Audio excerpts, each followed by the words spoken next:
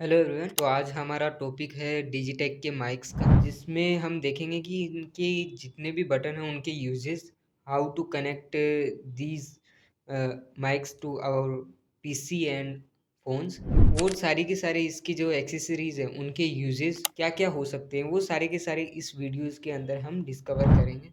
तो सबसे पहले मैं दिखा देता हूँ, ये अपने सामने जो दिख रहे होंगे, ये इसके अंदर दो इसके माइक हैं एंड बीच में है ये रिसीवर है।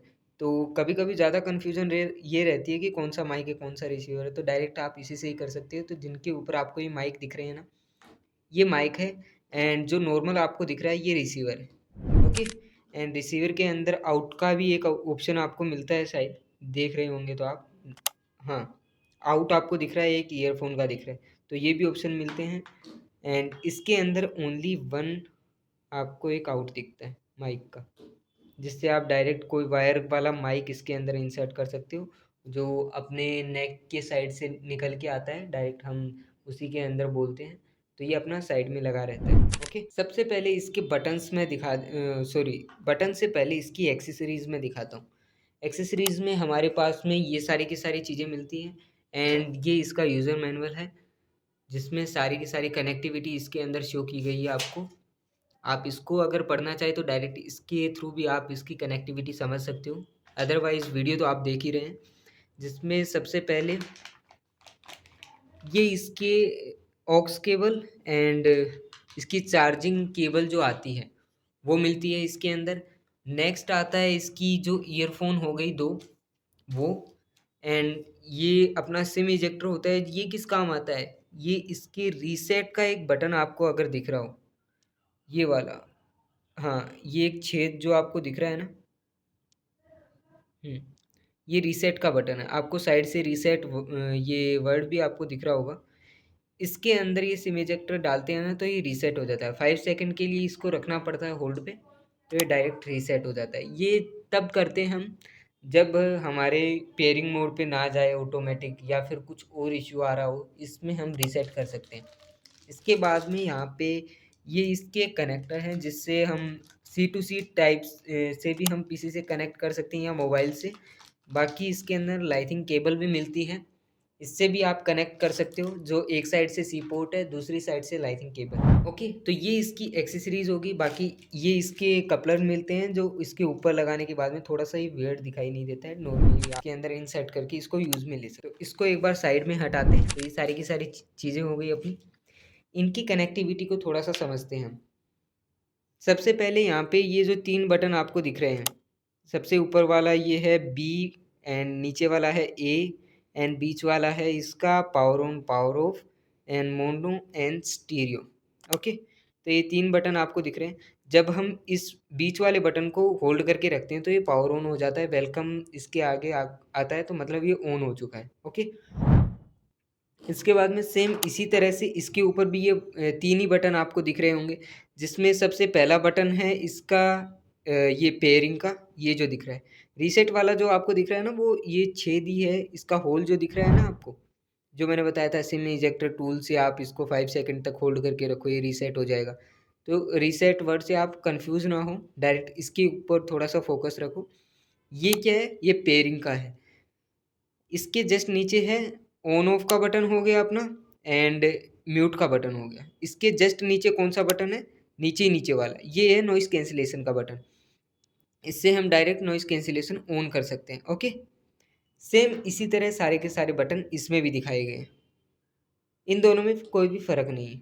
तो इसको एक बार ऑन कर लेते हैं और दूसरे को भी ऑन कर लेते हैं।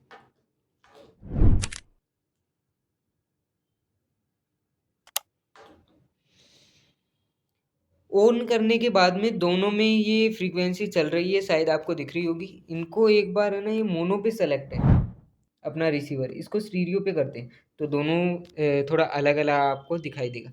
तो आप इसके अंदर देख रहे हो ना, प्लस 9 dB आपको दिख रहा हो अगर, 9 dB यहाँ पे, इसको आप बढ़ा भी सकते हो। जैसे बी की अगर मेरे को बढ़ानी है, तो बी इसमें है कौन सा, इसके अंदर आइडेंटिटी भी लिख रखी है, इसके अंदर ये ए दिख रहा है, मतलब ये ए है।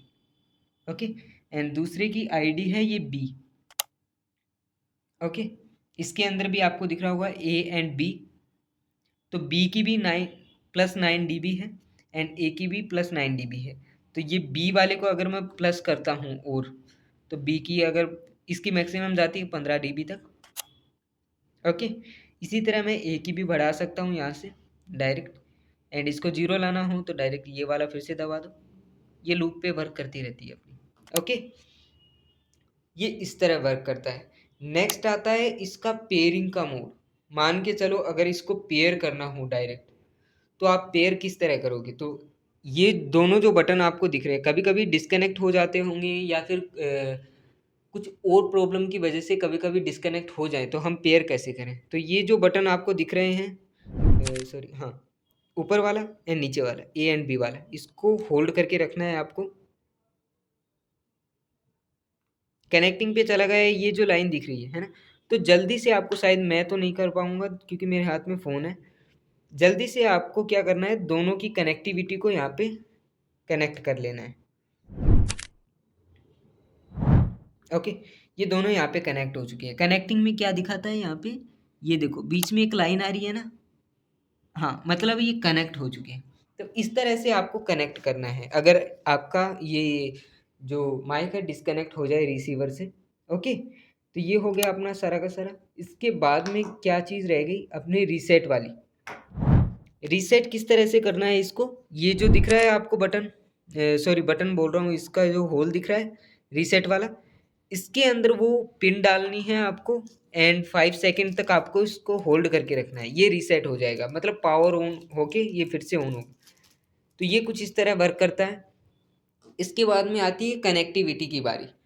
तो आप इसमें C2C पोर्ट है अगर आपके, ये मान के चलो लैपटॉप या फिर पीसी के अंदर, तो आप इसको यूज़ में ले सकते हो। अदरवाइज इसकी ऑक्स केबल भी मिलती है, तो डायरेक्ट आप इसकी ऑक्स केबल को भी यूज़ में ले सकते हो। इसके अलावा थर्ड ऑप्शन बचता है अपने पास में, USB to C। ओके, तो एक साइड से मैंने यहाँ पे कनेक्ट किया है USB, एंड दूसरी साइड से मेरे को यहाँ पे कनेक्ट करना है।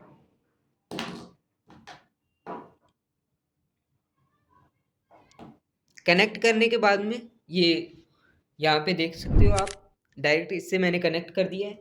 इसके बाद में मैं डिस्प्ले पे आपको दिखाता हूँ।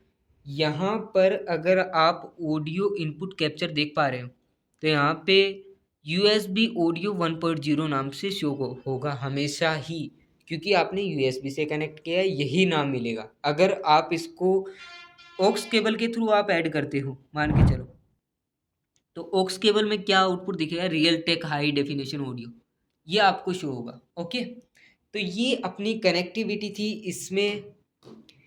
इसके अलावा अगर आप आउट यहाँ से देना चाहो, अगर वो मॉनिटर करना चाहो अपनी आवाज़ को, तो डायरेक्ट आप यहाँ पे ईयरफोन लगा के इसकी आवाज़ को आप मैनेज कर सकते हो।